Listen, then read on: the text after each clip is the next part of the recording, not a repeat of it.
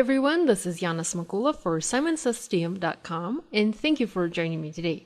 This month, we're celebrating STAMPtember with awesome new products and fabulous collaborations. And speaking of collaborations, today is the Hero Arts Collaboration Day, and I'm excited to share a card I made using NewSet. Now, this video also features a simple way to alter glitter die cuts to make them any color you need. I'm going to be using a few products for my card, starting with the new Thanksgiving Stamp and Cut set from Hero Arts. This is a fun set because you can have a few ways you can arrange these sentiments. You can have Happy Thanksgiving or Giving Thanks, and there are other options too. Now there's also a die that cuts Happy Thanksgiving included with this set. I don't have the die yet, but it does come with the stamp set. I'm also going to use this wreath die from last year. This is a holiday die, but it works not just for holiday cards. And I've actually die cut a wreath already. I used gold glitter paper and I love the way it turned out. And finally, the last die set I'm going to use is the Stitched Pumpkins set, also from last year. So I mentioned I wanted to show you a way to alter your glitter die cuts to make them a better match for your project, and this is what I'm going to do first. I wanted to die cut orange pumpkins for my card, but I didn't have any orange glitter cardstock. And since the necessity is the mother of invention, I figured I could use my Copic markers and change the color of my glitter paper. I'm sure this is an old trick, but we tend to forget what we know, so I was happy to rediscover this as I was making my card. I die cut a few little pumpkins using pumpkin die from the Stitched Pumpkin set. I didn't cut the largest one or the leaves. Next, I grabbed two Copic markers, YR04 and YR07, and added color to my die cuts. As I will be adding color to the die cuts, it will look like they aren't changing color at all. So to make it easier to tell that they do change color, I have a few extra die cuts here, plus a few that I've already colored. Now you can just go ahead and add a solid layer of color to change the color of your glitter paper from yellow to orange. Or you can do some simple or some fancy shading and coloring to add shadows and highlights and such.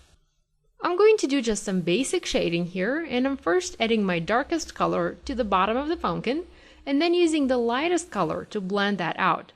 I'm using a chisel nib of my markers so that I can add color faster and I don't have to do so much blending.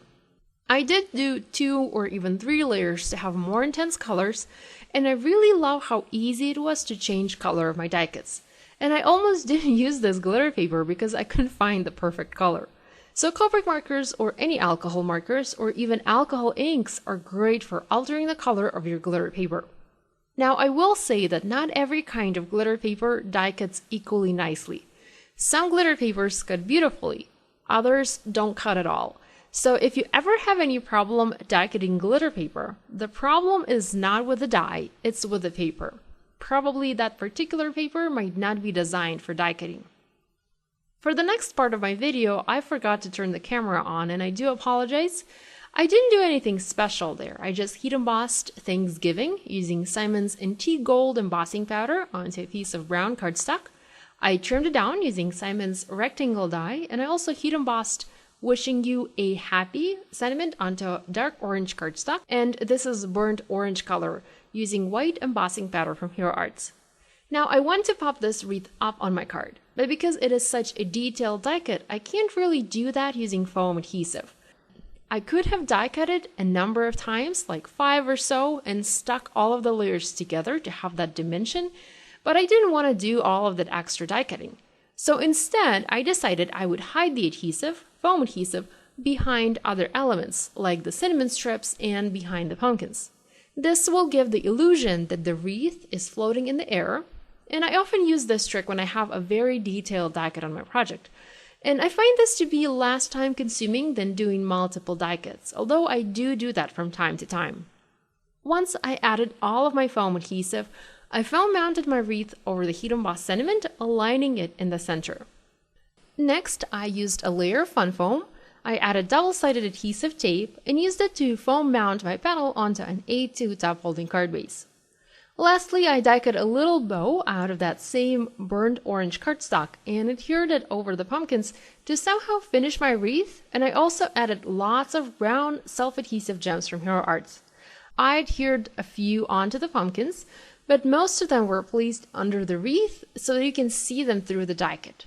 So this finishes today's video. I hope I've inspired you to create.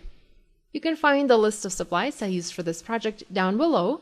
Be sure to give this video a thumbs up and to subscribe to this channel if you haven't yet done so.